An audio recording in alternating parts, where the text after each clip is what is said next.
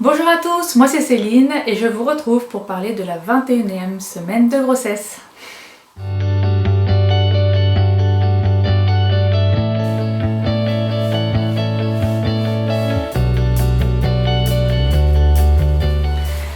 J'avais envie de commencer cette vidéo avec les symptômes de la 21e semaine de grossesse, mais surtout les symptômes chelous. Vous savez, ceux dont on ne parle pas forcément parce qu'on a l'impression qu'on est les seuls à les ressentir. Moi par exemple, j'ai l'oreille droite qui se bouche tout le temps. Ça me donne l'impression d'être sous l'eau et d'être immergée dans mon bain, et surtout j'ai l'impression que les gens m'entendent comme ça aussi. Donc c'est très déstabilisant.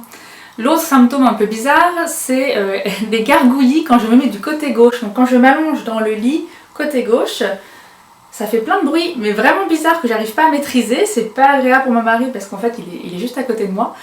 Et en revanche, dès que je me retourne, il n'y a plus rien. Donc je sais pas du tout à quoi c'est dû.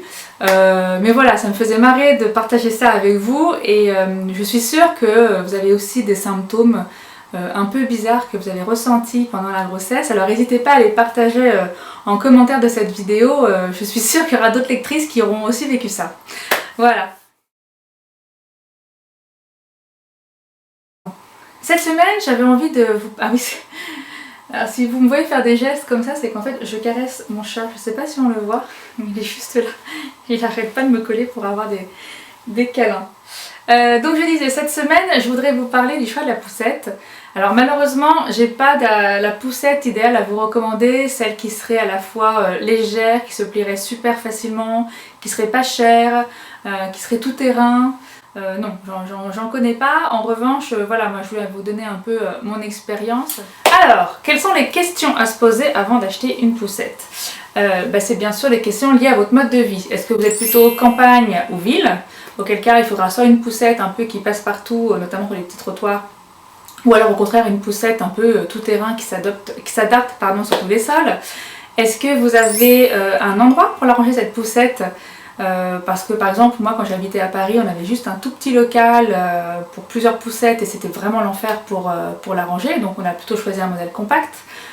Est-ce que vous avez un ascenseur ou pas? Et est-ce que vous souhaitez rentrer la poussette dans l'ascenseur? Et dans ce cas-là, il faudra prendre les mesures. Là, je parle toujours pour les Parisiens parce que souvent on a des tout petits ascenseurs et c'est l'enfer pour rentrer une poussette.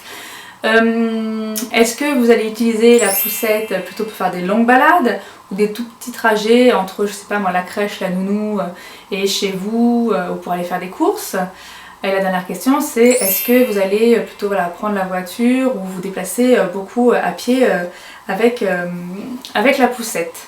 C'est important de se poser toutes ces questions parce que forcément la poussette idéale pour vous découlera des réponses.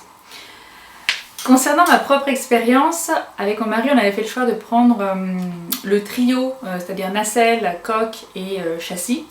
La nacelle, je m'en suis très peu servie. En revanche, la coque, c'était assez pratique pour passer de la voiture à la balade.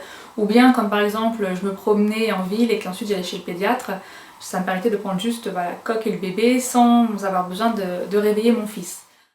Et voilà, je vous présente les 3 poussettes que nous avons actuellement à la maison. Je précise que ce ne sont pas des poussettes pour les nourrissons, mais c'est à partir de 6 mois à peu près.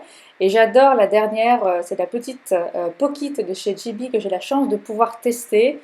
Alors non seulement je suis à la limite de l'orgasme quand je vois sa taille, mais en plus elle est super simple à ouvrir, ou presque. Bon là je galère un petit peu, mais franchement c'est parce que je ne suis pas douée. Voilà, elle est vraiment facile à manier. Et d'ailleurs je vais vous montrer une autre vidéo où on me voit la fermer pour la première fois, donc j'ai un peu la notice sous les yeux. Mais c'est pour vous montrer qu'on chope le coup très facilement. Voilà, après je vais la tester au quotidien et je vous reparlerai de son usage, de voir si elle est robuste, si elle tient bien, etc. Mais pour l'instant, je la trouve vraiment pratique. Dans le coffre de la voiture, elle ne prend pas de place. Et maintenant que j'ai l'habitude, elle se plie, elle se déplie toute seule.